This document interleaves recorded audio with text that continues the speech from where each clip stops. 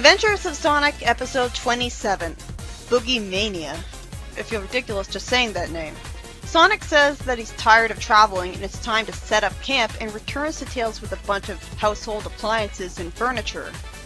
Okay, he has to be stealing these from people because he doesn't have a set home, so these aren't his. Unless these are from that cave house they seemed to live in, or that tent. But why would they go out camping if they have a home? Like, are they that much nature lovers? Why would they sleep outside when Robotnik would be looking for them and would kill them in their sleep? Houses are safer, aren't they? Suddenly, a stupid big-headed clown shows up, and since he's so random, Sonic is suspicious that he's here. Tails finds him funny, showing the target demographic for the show that would be expected to laugh at it all the time, while I'm just staring emotionlessly. The clown then steals a chili dog, which I guess was foreshadowed since I never trusted him.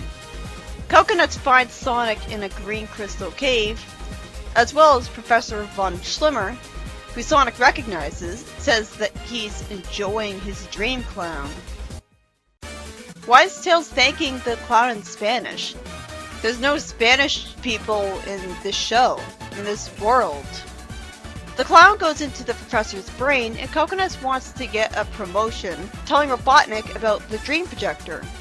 And he implies he's been on bathroom patrol all this time. Robotnik says that if he had that machine, he could terrorize Mobius. But then he tells Coconuts that he should have brought that machine to him if he wanted that promotion. Instead, he'll thank him by demoting him. So this is when he says snooping as usual. I thought he'd say it to Snively.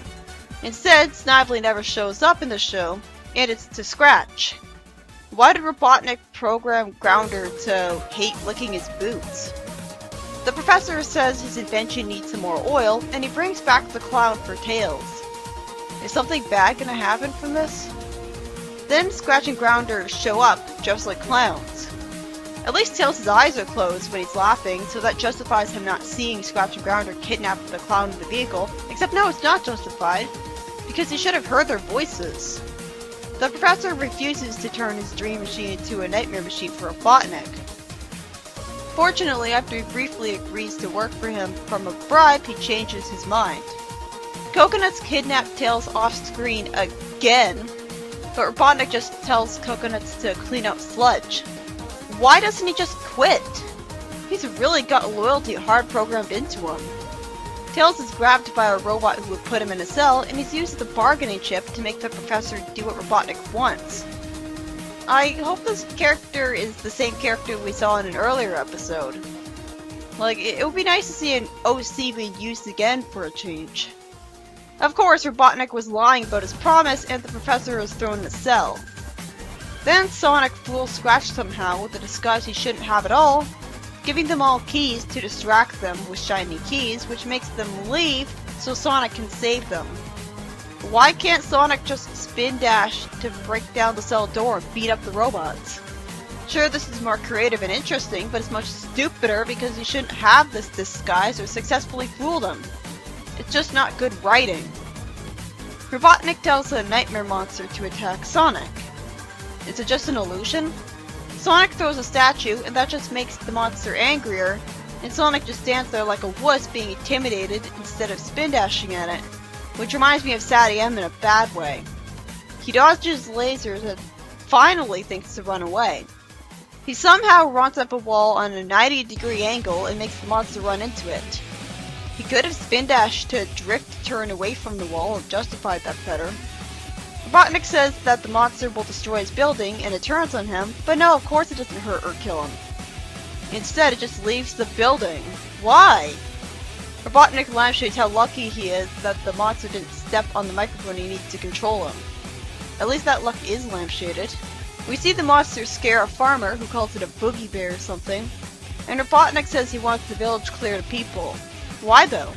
I thought he wanted to build Robotropolis. Wouldn't he want to do the exact opposite and trap them all?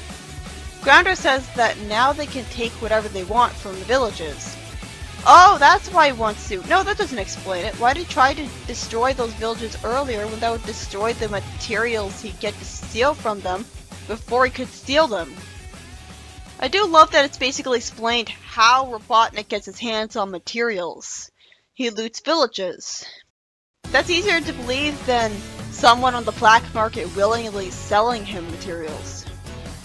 The professor tells Sonic that he can go into the Dreamsville and find the Dreammeister, because only he can get rid of the monster. How does the professor know about the Dreammeister to begin with? Coconut says if he can trap Sonic in that place, he'll get a promotion for sure. Why doesn't he just give up already?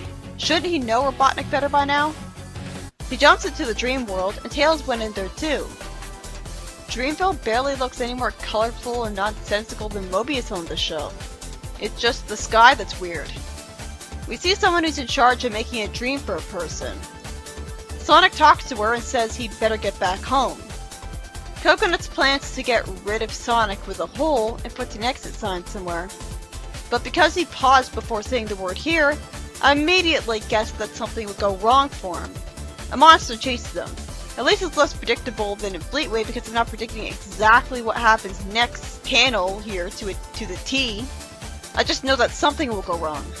The professor says that they need a mega monster to scare the boogeyman away, and Sonic says that if he loads Tails up with junk food, he'll have a nightmare when he's asleep, so they can have a junk food boogie monster. It is good to have this subtle message to the audience that stomach aches can cause bad dreams. Why oh why doesn't Robotnik get offended by titles like your disgustingness? Robotnik tells Coconuts when he's trying to warn him to get on a trap just because he implied Sonic could outsmart him. This is frustrating. This only makes me think back to the Sonic Says message. Coconuts really should have run away from him. Sonic somehow fools Robotnik with the disguise he shouldn't have. I think after this show, I'm gonna absolutely despise any time I see a character being too gullible because oh my god, this show makes me hate this. Robotnik's supposed to be smarter than this. Anyways, the monster gets scared into Robotnik's dream after Robotnik fell asleep ridiculously easily in broad daylight on a bed. Since Robotnik was asleep right in front of Sonic, he had no excuse not to run away and come back with duct tape to tie him up and get rid of him for good, sending him to prison. But no, of course not. This is totally unrealistic behavior for a freedom fighter. He wouldn't pass up these opportunities. The Sonic Says message has Tails want to stay up late and then he's too tired the next morning, with Sonic saying that not getting enough sleep can ruin your whole day. Well, I wouldn't put it that exaggeratedly, but man, that hit close to home. This episode was a creative one where a professor creates a dream machine that creates stuff based on his dreams, and then Robotnik forces him to make a nightmare machine instead, so he can clear out villages of people and then rob them.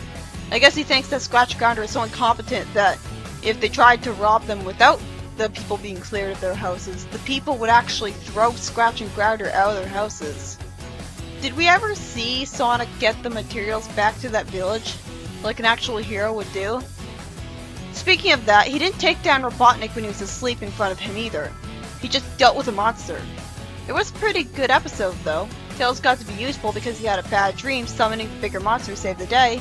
And I think the professor is Vaughn, a character we saw in an earlier episode that Robotnik bothered at the start of it. If that's true, I congratulate the show on finally getting a clue in using a recurring character. Now where is Yacker?